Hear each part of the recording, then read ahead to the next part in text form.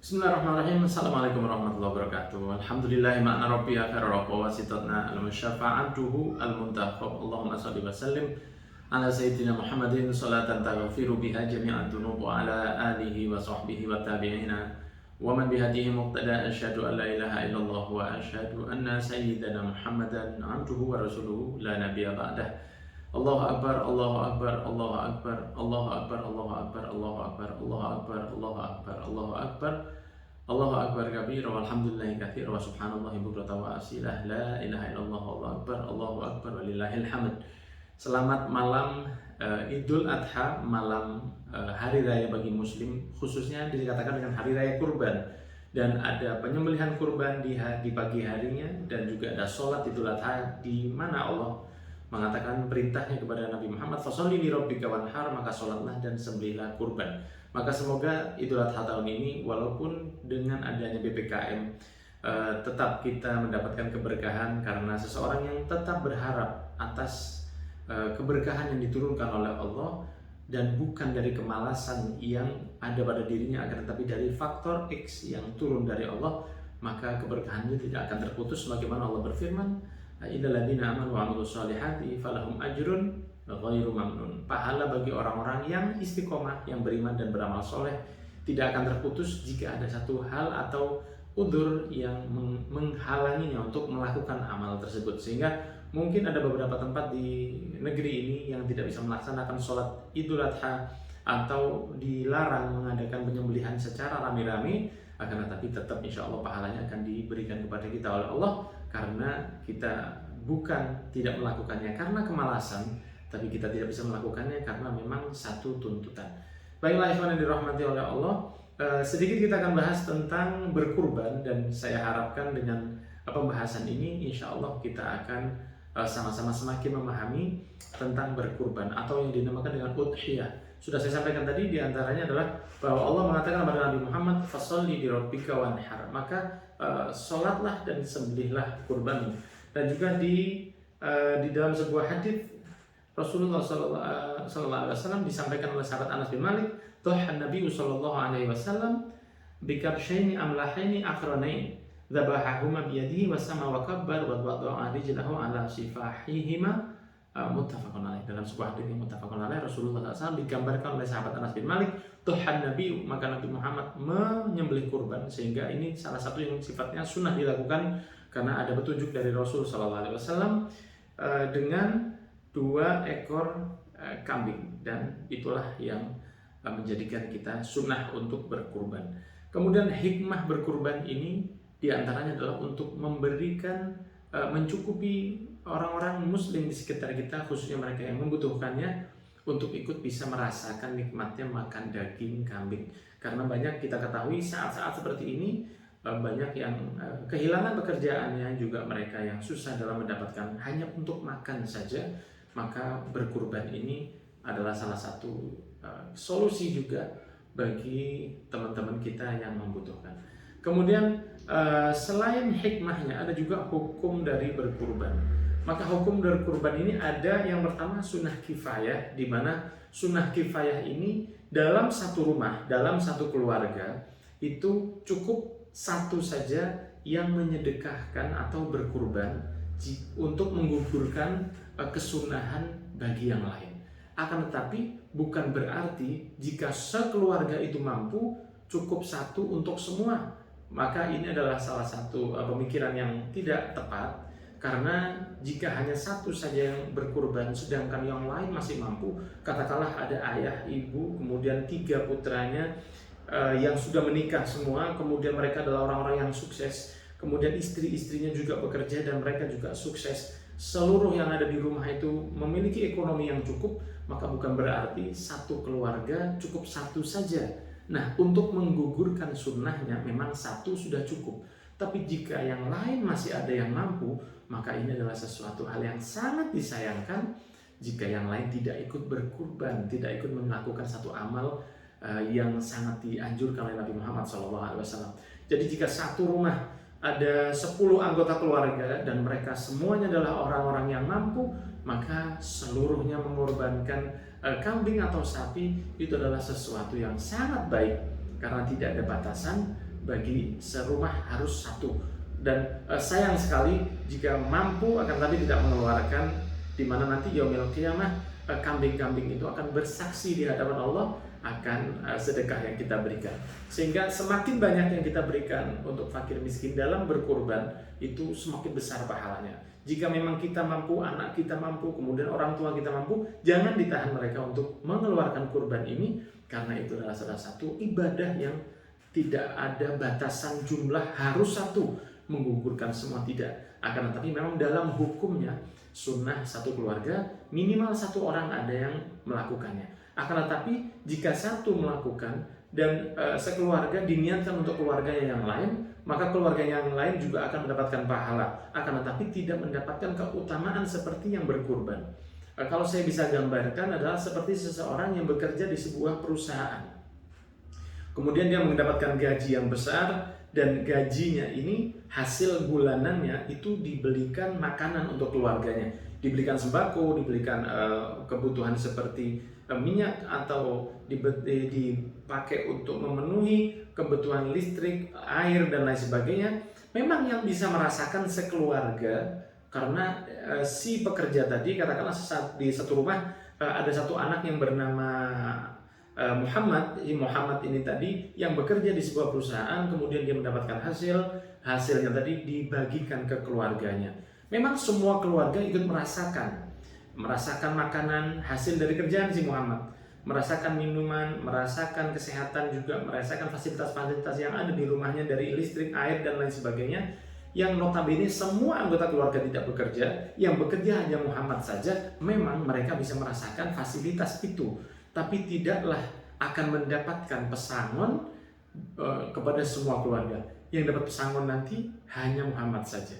Yang mendapatkan jaminan jam sostek dan lain sebagainya hanya Muhammad saja.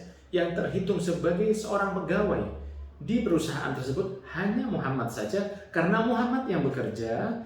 Akan tetapi karena dia mau mengeluarkan hartanya untuk kebaikan keluarganya, maka keluarganya mendapatkan nikmat dan mendapatkan fasilitas pula. Akan tetapi apakah mereka semua tercatat sebagai pegawai dari perusahaan tersebut?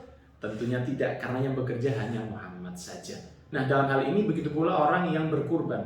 Jika satu anggota keluarga mengeluarkan kambing kurban dan diniatkan pahalanya untuk semua yang ada di rumah, maka yang ada di rumah mendapatkan pahalanya. Akan tetapi yang berkurban hanya Muhammad saja, dan dialah yang kelak yaumil qiyamah akan mendapatkan pahala yang lebih besar, walaupun yang lain juga mendapatkan keutamaan. Baiklah ikhwan, maka sangat dianjurkan seluruh anggota rumah bisa ikut berkurban, karena itu akan lebih baik. Kemudian ada juga yang wajib, yaitu bagi orang-orang yang bernadar. Ya, siapapun yang bernadar untuk berkurban, maka dia wajib untuk mengeluarkan nadarnya tersebut. Kita singkat langsung masuk ke kriteria hewan kurban. Ada 3 yang diterima kurbannya, yaitu onta, kemudian sapi, dan kambing. Onta yang berumur kurang lebih 5 tahun, kemudian untuk sapi yang berumur kurang lebih 2 tahun, yang lebih baik, lebih besar lebih baik. Kemudian kambing yang kacang yang berusia 2 tahun lebih. Juga yang terbebas dari aib, ya, yang tidak buta, tidak sakit, kemudian tidak pincang kakinya, kemudian tidak terlalu kurus. Jadi hewan yang dikorbankan ini jangan terlalu kurus, karena nanti akhirnya dagingnya akan sangat minim sekali. Kemudian ada lagi niat berkurban, yaitu contohnya nawaitu tadhiyah bihadhihi lillahi ta'ala. Maka boleh juga mewakilkan niat untuk berkurban kepada seseorang yang muslim dan mumayyiz. Sehingga jika Anda tidak berani menyembelih, seperti saya pribadi nggak tega untuk menyembelih kambing ini, dan dari menyembelih ini kalau memang nggak mampu, maka bisa diwakilkan ke orang lain dan diniatkan oleh si penyembelih tadi. Kemudian ada lagi berikutnya adalah tentang waktu penyembelihan. Waktu penyembelihan adalah setelah sholat Idul Adha dan sebelum maghrib dari hari tasyrik yang terakhir, yaitu tanggal 13 Dzulhijjah. Karena kalau sebelumnya atau setelahnya, maka murni itu hanya sedekah biasa, bukan terhitung sebagai kurban. ada lagi pembagian daging kurban. Ada yang perlu kita perhatikan bahwa ketika seseorang bersedekah daging kurban, maka yang paling utama adalah diambil sedikit untuk dirinya untuk mendapatkan keberkahan, dan sisanya diberikan kepada orang fakir miskin, dan juga diberikan dalam keadaan yang belum termasak, serta diberikan ini menjadi tamlik ya. Jadi ketika kita sudah memberikan ke si fakir miskin, maka itu murni menjadi miliknya dan boleh dijual, boleh dimakan, dimasak langsung, boleh dijadikan dendeng, bisa dimasukkan freezer dan dimasak sebulan lagi, nggak ada masalah. Jadi ketika kita memberikan daging ini ke fakir miskin, murni itu adalah miliknya, mau dijual, mau diapakan terserah dia. Murni sudah mendapatkan pahala dari pemberian itu. Tentang bagaimana dia memanfaatkan dagingnya, itu murni kembali ke si yang orang diberikan tadi. Kemudian kulit hewan kurban, ini yang biasa sering terjadi.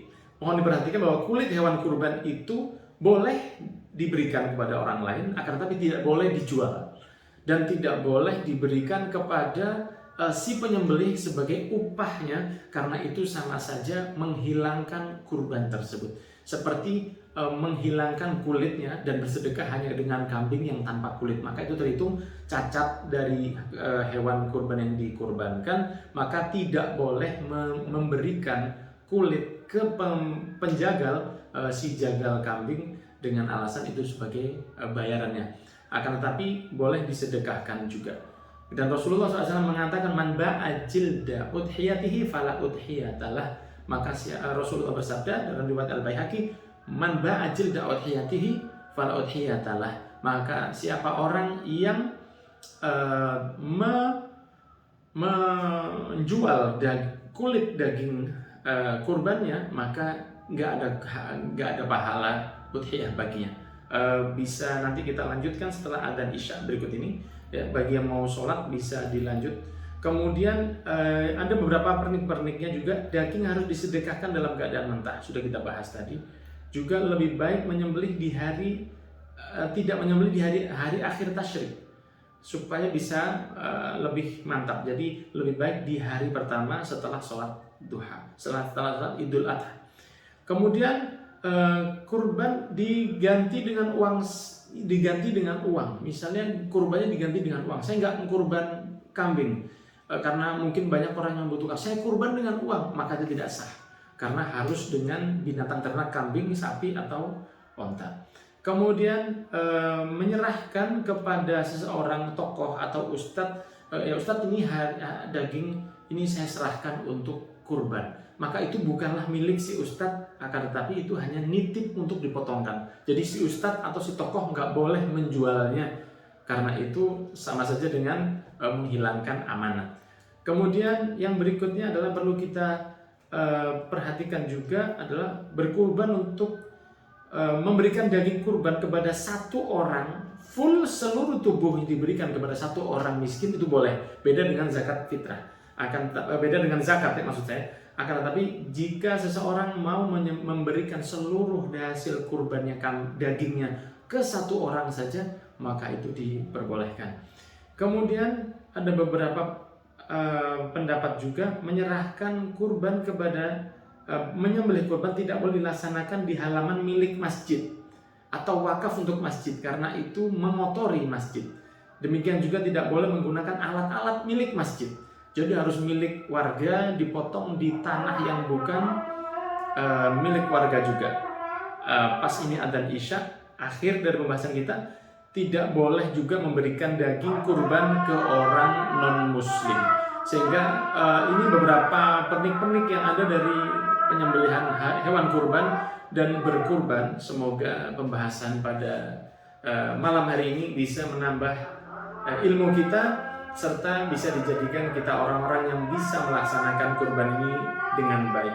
Barakallahu fikum, sukses untuk antum semua, semoga dijadikan amal yang berkah. Wassalamualaikum warahmatullahi wabarakatuh.